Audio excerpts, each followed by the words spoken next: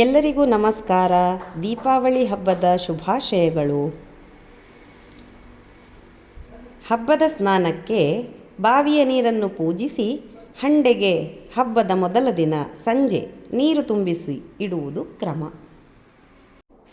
ಅರಿಶಿನ, ಕುಂಕುಮ, ಅಕ್ಷತೆ, ಹೂವಿನೊಂದಿಗೆ ನೀರನ್ನು ಪೂಜಿಸಿ ಗಂಗೆ ಚ ಯಮುನೆ ಚೈವ ಗೋದಾವರಿ ಸರಸ್ವತಿ ನರ್ಮದೆ ಸಿಂಧು ಕಾವೇರಿ ಜಲೇಸ್ಮಿನ್ ಸನ್ನಿಧಿಂ ಕುರು ಎನ್ನುತ್ತಾ ಪವಿತ್ರ ನದಿಗಳನ್ನು ನೆನಪಿಸಿಕೊಂಡು ಅಷ್ಟೂ ನದಿಗಳ ನೀರು ಇಲ್ಲಿ ಸಂಗಮವಾಗಿದೆ ಎಂಬ ಭಾವದೊಂದಿಗೆ ನೀರನ್ನು ಎಳೆದು ನಮ್ಮ ಹಂಡೆಯಲ್ಲಿ ತುಂಬಿಸಿಡುವುದು ಎಂತಹ ಒಂದು ಅಪೂರ್ವವಾದ ಭಾವನೆ ಅಲ್ಲವೇ?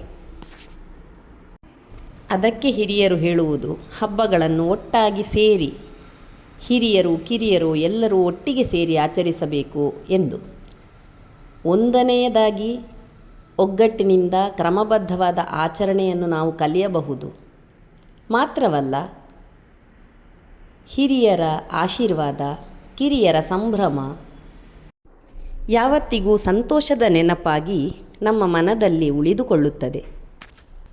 ನಮ್ಮ ಮನೆಯಲ್ಲಿ ಹಂಡೆ ಇರುವ ಕಾರಣ ನಾವು ಅದಕ್ಕೆ ಕ್ರಮಬದ್ಧವಾಗಿ ನೀರನ್ನು ತುಂಬಿಸಿ ಹಬ್ಬಕ್ಕೆ ರೆಡಿ ಮಾಡ್ತಾ ಇದ್ದೇವೆ.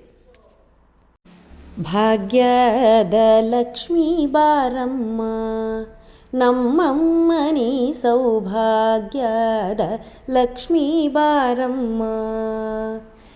ಹೆಜ್ಜೆಯ ಮೇಲೆ ಹೆಜ್ಜೆಯ ನಿಕ್ಕುತ ಗೆಜ್ಜೆ ಕಾಲ್ಗಳ ದನಿಯನು ಮಾಡುತ್ತ ಸಜ್ಜನ ಸಾಧು ಪೂಜೆಯ ವೇಳೆಗೆ ಮಜ್ಜಿಗೆಯೊಳಗಿನ ಬೆಣ್ಣೆಯಂತೆ ಭಾಗ್ಯದ ಲಕ್ಷ್ಮೀ ಬಾರಮ್ಮ ಎಂದು ಹಾಡುತ್ತಾ ನಮ್ಮ ಹಂಡೆಗೆ ನೀರನ್ನು ತುಂಬಿಸಿದ್ದೇವೆ. ಅಡಿಕೆ, ನಾಣ್ಯ ಇವುಗಳನ್ನು ಎಲೆಯಲ್ಲಿ ಕಟ್ಟಿ ಹಂಡೆಯೊಳಗೆ ಹಾಕುವುದು ವಾಡಿಕೆ. ಸಾಕ್ಷಾತ್ ಲಕ್ಷ್ಮೀದೇವಿ ರಾತ್ರಿಯಲ್ಲಿ ನಮ್ಮ ಸ್ನಾನದ ಮನೆಗೆ ಬಂದು ಅರಿಶಿನ ಕುಂಕುಮ ಹಚ್ಚಿಕೊಂಡು ಎಣ್ಣೆಯನ್ನು ಹಚ್ಚಿಕೊಂಡು ಸ್ನಾನ ಮಾಡುತ್ತಾಳೆ ಎಂದು ಪ್ರತೀತಿ. ಮಕ್ಕಳು ಬೇಗ ಏಳಲಿ ಎಂದು ಯಾರು ಮೊದಲು ಸ್ನಾನ ಮಾಡುತ್ತಾರೆ ಅವರಿಗೆ ಚಿನ್ನದ ಮಂಡೆ ಎಂದು ಹಿರಿಯರು ಹೇಳುತ್ತಾರೆ. ಏಳುವುದು ಲೇಟಾದರೂ ನಮ್ಮ ಮನೆಯಲ್ಲಿ ಸ್ನಾನಕ್ಕೆ ಪೈಪೋಟಿ ನಡೆಯಿತು. ದೇವರಿಗೆ ಸಂಗೀತ ಸೇವೆ ಮತ್ತು ವೀಣಾವಾದನ ಸೇವೆಯೊಂದಿಗೆ ನಮ್ಮ ದೀಪಾವಳಿ ಸಂಪನ್ನವಾಯಿತು. ಮುಂದಿನ ವಿಡಿಯೋದಲ್ಲಿ ಮತ್ತೆ ಸಿಗುತ್ತೇನೆ. ನಮಸ್ಕಾರ.